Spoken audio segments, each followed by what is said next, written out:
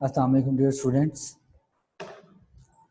Today it is 20th July 2020, Monday, and we will continue our chapter of marketing planning, chapter number 20, which is the chapter of A2, unit number 3, that is belongs to the marketing concepts, marketing department.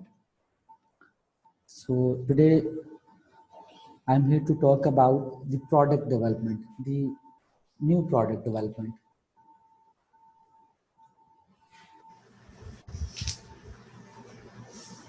New product development has two meanings actually. Developing an innovative new product which does not exist previously, or updating existing ones. We already studied extension strategies as well in level 1 syllabus, but there is a difference between extension strategies and updating and existing older products in the market. So what is meant by NPD, or the new product development? Aiming to achieve the marketing objectives and the marketing strategies. Actually, the new product development is a marketing strategy in which the business is able to design, develop new products in order to capture the intention of the customers and in order to compete the competitors.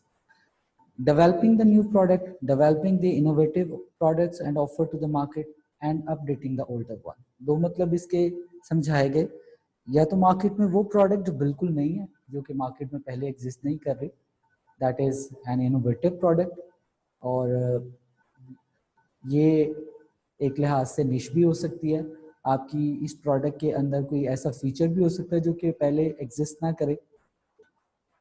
And the second meaning is updation. What is the difference between updating and the older product and extension strategies which are applied at the maturity or saturation stage of a product lifecycle? In AS syllabus, we studied the extension strategies.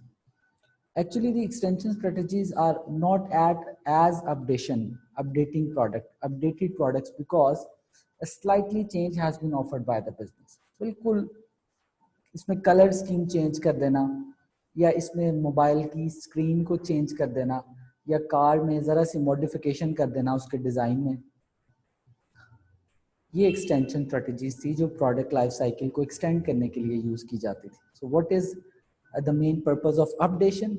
Updation का मतलब ये है, updating का मतलब ये है कि कोई ऐसा फीचर या कोई ऐसा रिकग्नाइज चीज़ ऐड की जाए जो कि उस प्रोडक्ट को न्यू के तौर पे मार्केट में एक्सेप्ट करे कंज्यूमर, रेदर इसके कि ये जस्ट एक एक्सटेंशन के तौर पे एक स्लाइड सा चेंज हो, इसमें वाकई कोई जैसे परफॉर्मेंस इंक्रीज है, या ड्यूरेबिलिटी, या डिज़ाइन में कोई ऐसा इनहैंस डिज़ाइंड है, कोई ऐसा अपडेट जो कि कंज्यूमर उसको एक्सेप्ट करे और ये पिछली प्रोडक्ट से, जो प्रीवियस ओल्डर प्रोडक्ट है, उससे काफ़ी हद तक मुख्तलिफ नज़र आए और वाकई कंज्यूमर को लगे कि ये अपडेटेड प्रोडक्ट है. तो इसको as a new product development जो है वो एक्सेप्ट किया जा सकता है, और innovative products and updation of existing product. So we have several steps for covering the new product development. The new product has been developed in a sequence of stages within the marketing department. First of all, we need to generate an idea. Idea generation means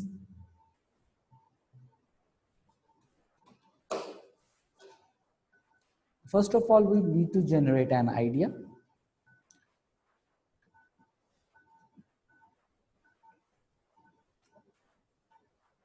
concept में ये बताया गया कि आपकी जो new product है इसमें चार चीज़ों का होना ज़रूरी है. The features that are required by the consumers according to the market condition. First point का मतलब ये कि आपकी जो प्रोडक्ट है that should be according to the market need.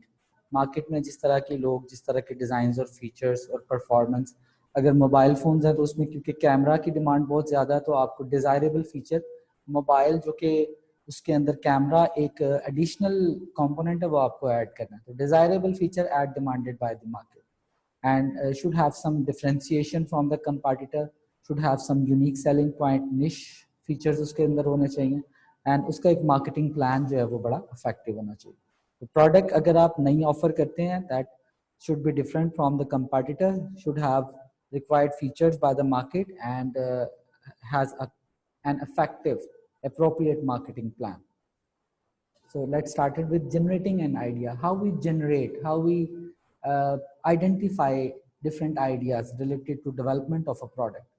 Idea आता कहाँ से है? आइडिया की तलाश, जो पहला स्टेप है प्रोडक्ट डेवलपमेंट का, वो आइडिया की तलाश है. जिस तरह चैप्टर नंबर 1 में भी आपने पढ़ा था कि जब entrepreneur whenever he wants to start a new business, first of all generating idea what kind of business वो start करेगा.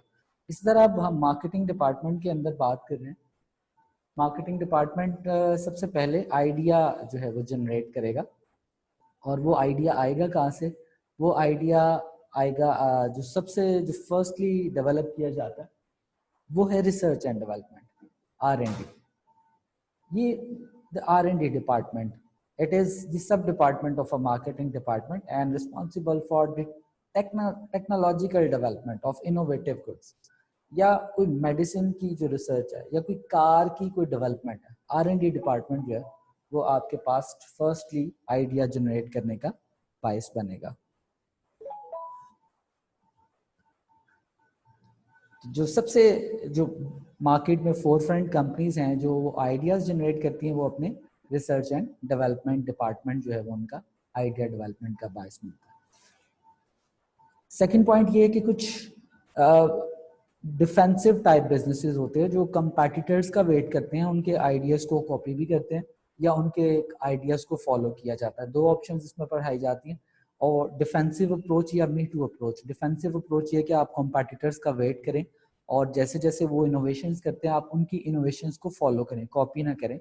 या फिर मी टू प्रोडक्ट्स वो होती हैं जो आपने कंपैटिटर की बिल्कुल कॉपी की होती हैं और उनके आइडियाज़ को कॉपी किया होता है. दोनों ऑप्शंस अवेलेबल हैं. मार्केट में ऑफेंसिव वो होते हैं जो मार्केट में कंपैटिटर्स का वेट नहीं करते और R&D के थ्रू अपनी आइडियाज़ को जनरेट करते हैं. और डिफेंसिव वो होते हैं जो कंपैटिटर्स के को फॉलो करते हैं. जैसे कि सेकंड पॉइंट में एडॉप्टेशन ऑफ कंपैटिटर्स आइडियाज़ को फॉलो किया जाता है. एम्प्लॉइज से डिफरेंट आइडियाज को रेज किया जा सकता है. Employees are the people who are working within the organization. They have different innovative ideas regarding the product, related with the product, related how the efficiency of a business can improve, how the new designs can be offered. नए से नए design आप employ से raise कर सकते हैं. जैसे अगर एक टेक्सटाइल की एक फर्म है तो उसमें एम्प्लॉयज़ के पास भी डिफरेंट डिज़ाइंस के आइडियाज़ हो सकते हैं. इसके लिए अगर एक डेमोक्रेटिक कल्चर अगर इंट्रोड्यूस करवाया जाए तो एम्प्लॉयज़ से भी काफ़ी हद तक आइडियाज़ को रेज किया जा सकता है.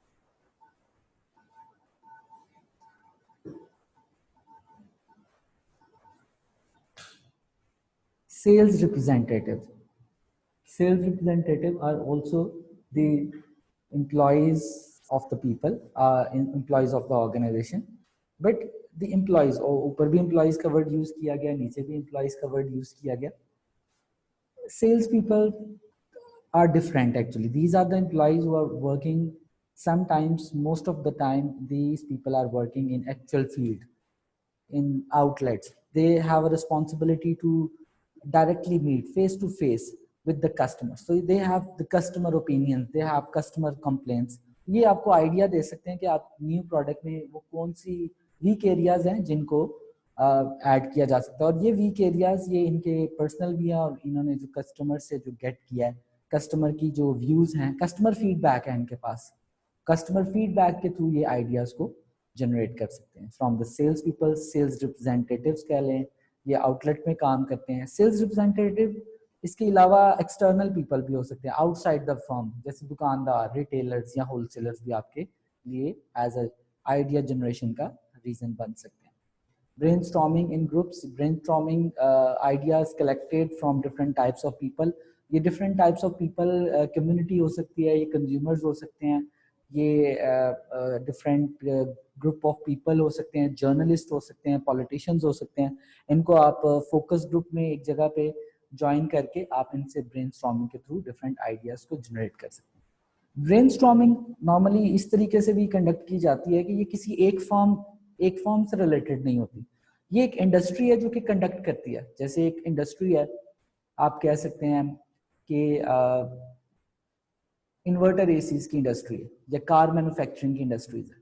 तो कार मैन्युफैक्चरिंग की इंडस्ट्री के जो सारा एक एंटरप्रेन्योर्स हैं वो मिलके एक प्रोग्राम, एक टीवी शो जो है वो ऑर्गेनाइज करवाते हैं, जिसमें होस्ट जो है वो कंज्यूमर से या सोसाइटी से, जनरल पब्लिक से ब्रेनस्टॉर्मिंग के थ्रू डिफरेंट आइडियाज को कंडक्ट किया जाता है। So the first point is generating new ideas. उसके बाद second point, shortlisting the ideas, finding the best ideas, screening, idea screening. Obviously बहुत सारे आइडियाज बिजनेस के पास, मार्केटिंग डिपार्टमेंट्स के पास जो हैं वो आ चुके हैं। याद रखेंगे जो प्रोडक्ट डेवलपमेंट, यानी जो प्रोडक्ट डेवलपमेंट का जो फेज है, एक्चुअली प्रोडक्ट प्रोड्यूस करना एक अलग बात है, और प्रोडक्ट डेवलपमेंट का मतलब है प्रोडक्ट को डिजाइन करना, it is a development phase. Obviously इसमें प्रोडक्शन डिपार्टमेंट का रोल आपको नजर आ रहा है कि उसकी सपोर्ट है, लेकिन आज हम बेसिकली बात करें मार्केटिंग डिपार्टमेंट।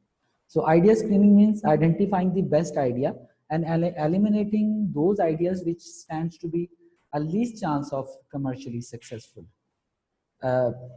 वो आइडियाज जो कि कमर्शियली सक्सेसफुल का मतलब है इस तरीके से प्रॉफिटेबल, उन आइडियाज को एक्सेप्ट किया जाता है जो प्रॉफिटेबल है, क्योंकि बिजनेस का मेन पर्पस है प्रॉफिट मैक्सिमाइजेशन। और उन आइडियाज को सिलेक्ट नहीं किया जाता जो कि प्रॉफिटेबल नजर नहीं आते। प्रॉफिटेबल भी कह सकते हैं और फिजिबल भी कह सकते हैं। फिजिबली प्रोडक्शन डिपार्टमेंट के, कि उसको प्रोड्यूस करना फिजिबल भी है। कमर्शियली मीन्स उसकी cost, what about the cost, what about the profitability, what about the sales revenue. तो स्क्रीनिंग प्रोसेस में एक या दो आइडियाज को चूज किया जाता है और बाकी आइडियाज को बॉक्स में बंद कर दिया जाता है। फ्यूचर में उनको यूज कर दिया जाता है या उन आइडियाज को कमर्शियली अनसक्सेसफुल होने की वजह से वेस्ट आउट कर दिया जाता है।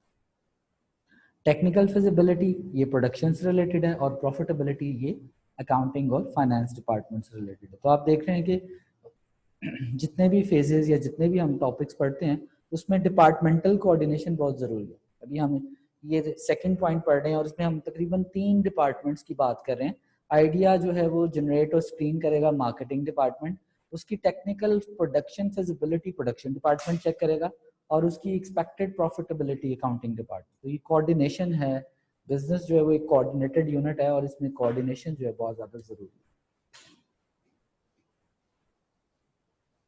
Prototyping, concept development or prototyping. What is meant by a model or a prototype?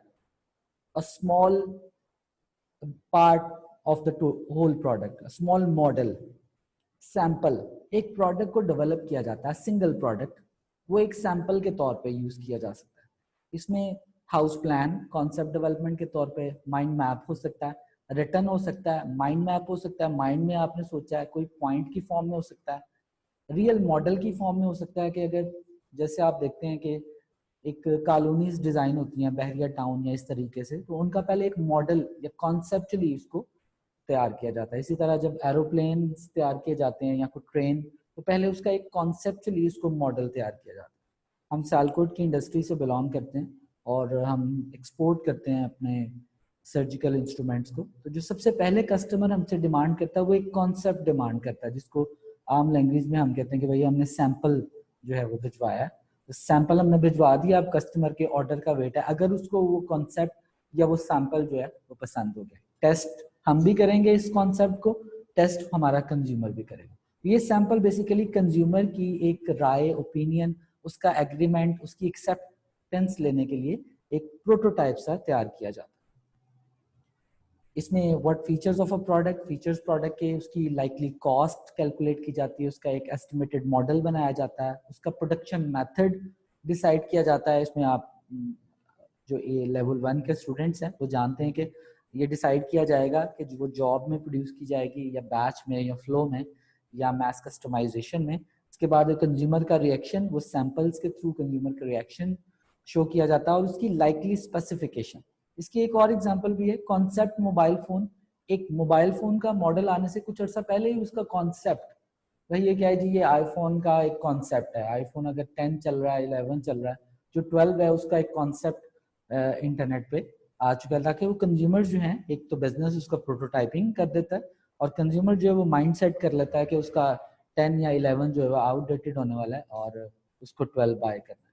ये एक मार्केटिंग टेक्निक भी है और ये एक स्पेसिफिकेशन को कंज्यूमर को बताने का एक मेथड भी है, प्री डिफाइंड पहले से ही, कुछ अर्सा पहले। कहीं कहीं ऐसी प्रोडक्ट्स हैं जो 2-2 3-3 साल पहले मार्केट में आने से पहले उनकी मॉडलिंग जो है वो कर दी जाती है।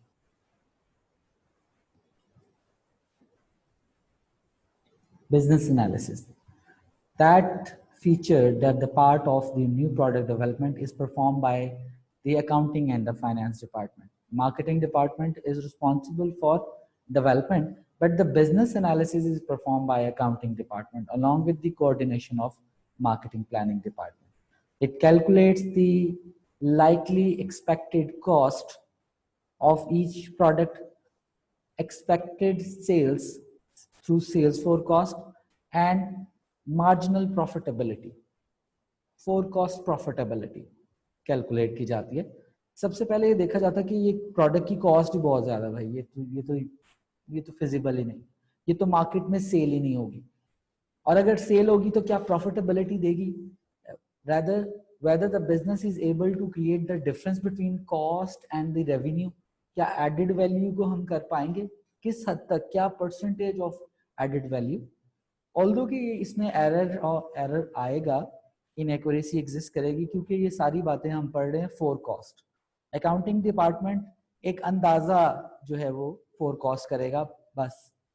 Obviously it includes inaccuracy and error of calculation, लेकिन फिर भी बिजनेस एनालिसिस में, एंड बिजनेस एनालिसिस अगर अकाउंटिंग डिपार्टमेंट कर रहा है तो वो भी बिल्कुल रॉ नहीं है, उसके पास भी प्रीवियस प्रोडक्ट का डाटा है और कुछ इस जैसी मिलती जुलती प्रोडक्ट जो है वो पहले लॉन्च कर चुका है, उनकी प्रॉफिटेबिलिटी या उनका फेलियर जो है वो गेट कर चुका है। अगर आप मॉडल 7 को लॉन्च करें तो मॉडल 6 को आप एंजॉय कर चुके हैं उसकी प्रॉफिटेबिलिटी, या फिर मॉडल 5 को आप क्लैप्स करवा चुके हैं, उसके फेलियर को आप बियर कर चुके हैं। ये सारा चीजें आपके सामने हैं।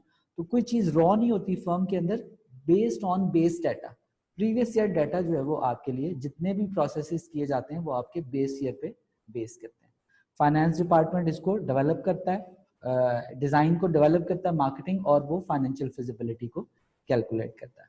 ना सिर्फ फाइनेंशियल फिजिबिलिटी को चेंज करता है, कैलकुलेट करता है, बल्कि इकोनॉमिक कंडीशंस भी उसके सामने, जिसमें फॉरेन एक्सचेंज के जो फ्लक्चुएशंस है, इसमें मार्केट में जो प्राइसेस हैं रॉ मटेरियल्स की हैं, अगर आज आपने बना ली है और 1-1.5 साल बाद प्राइसेस या रॉ मटेरियल एक्सपेंसिव हो रहा है, तो ये भी कैलकुलेट एक्सपेक्टेडली कर लिया जाता है कि अगर ये आज $10 की बन रही है तो 1 साल के बाद ये प्रोडक्ट कितनी है। इसमें ये भी कैलकुलेट कर लिया जाता है कि प्रोडक्ट की यूजफुल लाइफ, अकाउंटिंग की लैंग्वेज में जिसे यूजफुल लाइफ, एक्सपेक्टेड लाइफ क्या होगी, 1 साल 2 साल तक हम इसको मार्केट में चलाएंगे और ये एक्सपेक्टेड प्रॉफिटेबिलिटी जो है वो अर्न करें। Although all these things are estimated, projected, forecast, तो इसमें errors आ सकते हैं। कुछ समटाइम्स ऐसा भी है कि प्रोडक्ट को जनरेट किया जाता है, स्क्रीन आउट किया जाता है, उसके बाद कॉन्सेप्चुअली डेवलप भी कर लिया जाता है, but the accounting department rejects that idea. उसकी रीजन ये है कि प्रोडक्ट सारे फेजेस में से गुजर के जब प्रॉफिटेबिलिटी फेज में एक्सपेक्ट की जाती है तो वो अकाउंटिंग डिपार्टमेंट को वो फिजिबल या प्रॉफिटेबल नजर नहीं आती।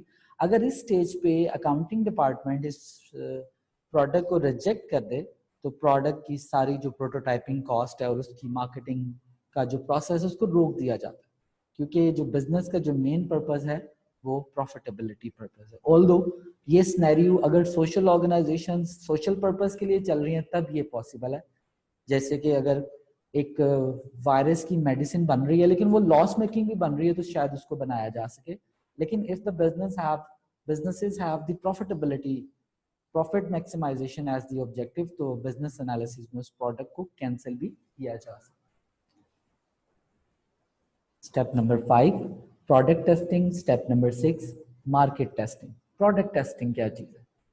इनसाइड द ऑर्गेनाइजेशन प्रोडक्ट को टेस्ट किया जाता है। Within the organization crash test बड़ी कॉमन सी एग्जांपल है। कार्स के एयर बैग्स को चेक करने के लिए क्रैश टेस्ट किया जाता है। हमेशा एक बात याद रखिएगा, प्रोडक्ट टेस्टिंग में ह्यूमंस को, इंसानों को कभी यूज नहीं किया जाता।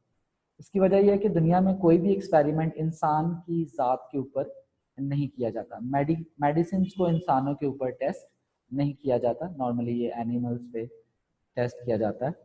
कैट्स की या मंकीज की शामत आती है इसमें मेडिसिन के लिए।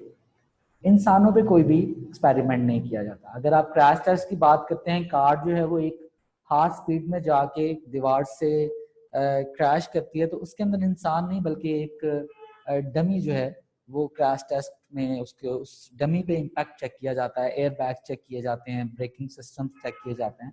इस तरह प्रोडक्ट टेस्टिंग में अगर आप सोप या शैम्पू की बात करते हैं तो उसमें स्किन, इंसानों की स्किन पे टेस्ट नहीं किया जाता, एनिमल्स के स्किन पे टेस्ट किया जाता है, या फिर जिस तरह कोई सैंपल लेके किसी मेल या फीमेल के बालों का कोई सैंपल लेके उस पर सोप या शैम्पू को टेस्ट किया जाता है। सो ये इसलिए बताया जा रहा है कि कोई भी एक्सपेरिमेंट का जो इम्पैक्ट है वो किसी इंसानी ज़ात पे ना हो। सो टेक्निकल परफॉर्मेंस चेक की जाती है। ये इसमें आईटी रिलेटेड या कार्स या कंप्यूटर्स की बात आ सकती है। टेस्ट में फूड आइटम्स आ सकती हैं, क्लोथिंग आ सकता है। इसमें इसमें कंज्यूमर की एक्सपेक्टेशंस के मुताबिक प्रोडक्ट को बनाने की कोशिश की जाती है।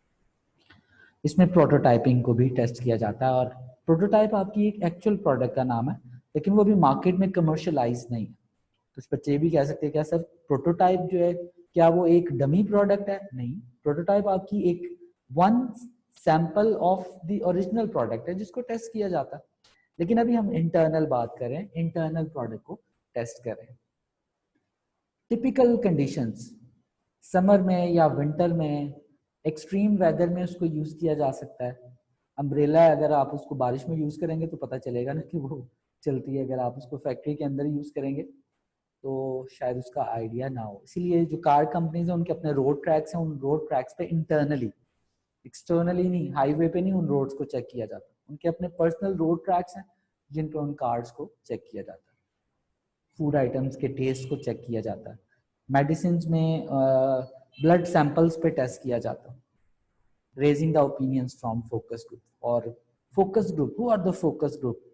प्रोडक्ट टेस्टिंग में तो मैंने कहा है कि आप कंज्यूमर्स को तो कॉल नहीं करते। इनसाइड द ऑर्गेनाइजेशन कुछ एम्प्लॉइज हैं जिनको आपने एक्सपेरिमेंट के अंदर यूज नहीं करना, वो उस एक्सपेरिमेंट को देख रहे हैं, उनका आप ओपिनियन जो है वो यूज कर सकते हैं।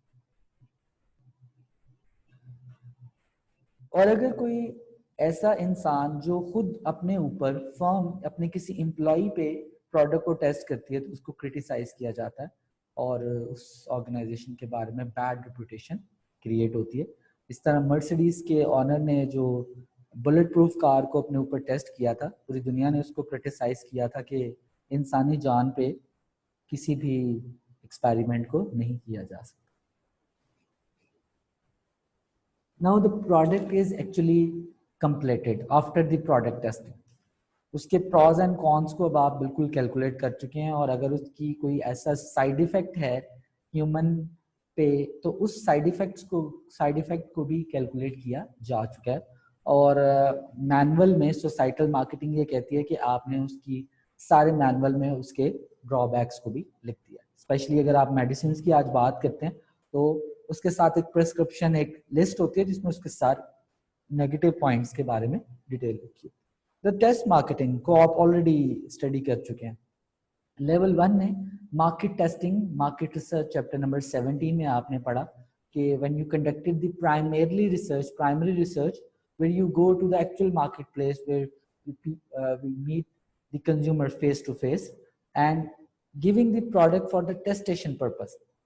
आप उसको लेस का पैकेट जो है वो देते हैं, उसको टेस्ट करवाते हैं और उसका इमीडिएट फीडबैक, कार की ड्राइव टेस्ट करवाते हैं। फीमेल्स जो हैं वो ज़्यादातर कॉस्मेटिक्स को टेस्ट करती हैं शॉप में जाके, और परफ्यूम्स को थोड़ा सा टेस्ट किया जा सकता है। इसमें समटाइम्स कंज्यूमर्स को टेस्ट कर लेता है, और शॉप में जब एक्चुअल कंज्यूमर्स को बाय करता है तो वो ऑलरेडी टेस्टेशन में खत्म हो गया होता है। इसलिए टेस्टर का कॉन्सेप्ट फिर आया, और वो टेस्टर्स अलग होते हैं और एक्चुअल प्रोडक्ट अलग होती है। ये ना हो कि कंज्यूमर जो है वो टेस्ट करने में उस आदि प्रोडक्ट को यूज कर लें। टेस्ट मार्केटिंग में samples are given to the actual market place just for the testation purpose, just in order to assess, to know the immediate reaction of the consumer. Small scale का मतलब ये है कि आप पूरे नेशनल लेवल पे उसको लॉन्च नहीं करते, किसी सिटी वाइज या किसी टाउन वाइज या किसी सेंटोरस मॉल में आप चले जाएं वहाँ पे आप उसको टेस्ट करवा लें। सियालकोट मॉल में चले जाएं आप, वहाँ पे आप उसको टेस्ट करवा लें और कंज्यूमर का जो रिएक्शन है उसको नोट कर लें। The product is actually pass by the production department. अब ये कंज्यूमर की बारी है कि वो इसको एक्सेप्ट करता है, उस फ्लेवर को एक्सेप्ट करता है या उस फ्लेवर को एक्सेप्ट नहीं करता। नया फ्लेवर आया, आप कुरकुरे का खाएं, तूफानी फ्लेवर, और आप लोग ये बताएंगे, वो टेस्टेशन पर्पस में शॉप पे आपको मिल रहा है, आप उसको यूज करें और फिर फीडबैक के बिहाफ पे ये फर्म डिसाइड करेगी कि इस स्पाइसी फ्लेवर को कंटिन्यू किया जाए या डिसकंटिन्यू किया जाए। Because actually no one decide the success of a product but the consumers are actually accepted और रिजेक्टेड। कंज्यूमर ये डिसाइड करेगा कि वो फ्लेवर मार्केट में चलना चाहिए या नहीं। तो कुछ अर्से बाद फिर वो फ्लेवर अगर आपको मार्केट में कंटिन्यू नजर आया तो टेस्ट मार्केटिंग उसकी सक्सेसफुल और द प्रोडक्ट इज सक्सेसफुल। लेकिन अगर वो वापस चला गया तो फिर आप ये देख सकते हैं कि वो मार्केट में वो फ्लेवर जो है वो विड्रॉ उस वक्त होता है जब कंज्यूमर उसको एक्सेप्ट नहीं करता। कंज्यूमर का reaction is the most important. Consumer का जो बिहेवियर है, उसका जो फीडबैक है, वो प्रोडक्ट के लिए जरूरी है। और वो रिस्क जो है वो that is directly related with the risk of a product, the risk of launching the new product is directly related to the consumer behavior. And the last, test marketing आपने पहले पढ़ा एक्सपेरिमेंट्स के नाम से या मार्केट टेस्टिंग के नाम से, और कमर्शलाइजेशन भी आपने पढ़ा। समटाइम्स एक ही जो कॉन्सेप्ट है वो दो डिफरेंट नामों से बिजनेस के अंदर यूज किया जाता है, और टीचर जो हैं वो आपको गाइड करते हैं कि ये बिल्कुल वही कॉन्सेप्ट है जो लेवल 1 में आपने पढ़ा था। प्रोडक्ट लाइफ साइकिल की एक स्टेज थी introduction stage of a product life cycle. Introduction stage वो प्रोडक्ट थी जिसमें प्रोडक्ट को लॉन्च किया गया था। आप डायग्राम देखें जी, इसमें आप देख रहे हैं कि इंट्रोडक्शन, द रेड लाइन जो है वो प्रोडक्ट के लिए नोट की गई है, जो ग्रीन लाइन है that is denoted for the expected profitable. Red line में जो इंट्रोडक्शन स्टेज है वो आपके लिए commercialization, go to the full launch. This refers to the full launch means national launch. अब आप वो प्रोडक्ट पूरे नेशनल लेवल पे लॉन्च कर देते हैं and it is called considered to be the introduction stage of a product life cycle. Obviously product life cycle को हमने इसलिए study किया that we need to consider the 4 P's, the marketing mix on each stage of a product life cycle. What will be the marketing mix over introduction or growth, maturity या decline पे? product life cycle को हमने इसीलिए पढ़ा। तो हम ये देखते हैं कि इंट्रोडक्शन स्टेज पे प्रोडक्ट लाइफ साइकिल में अगर हम इस डायग्राम की बात करते हैं तो आज सिर्फ हम इंट्रोडक्शन की बात करेंगे। ग्रोथ, मैच्योरिटी, डिक्लाइन ऑलरेडी आपने एएस लेवल 1 में पढ़ा। इंट्रोडक्शन पे प्रोडक्ट को ये अभी लॉन्च किया गया है।